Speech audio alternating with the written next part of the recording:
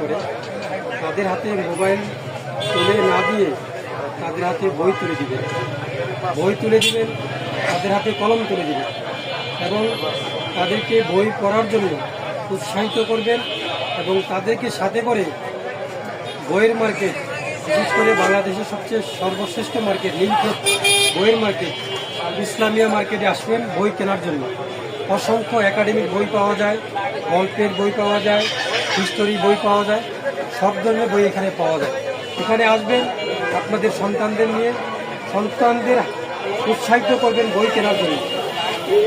দেখবেন দেশ এবং জাতি, যে জাতি যত শিক্ষিত হবে, যত লেখাপড়া করবে, বই পড়বে, সে জাতি তত বুঝতে পারবে, শিখতে পারবে, জ্ঞানী হবে। আজকে কেন আমাদের ছাত্র সমাজ ধ্বংসের পথে? একমাত্র বই পড়ার প্রতি তাদের কোনো উৎসাহ নাই।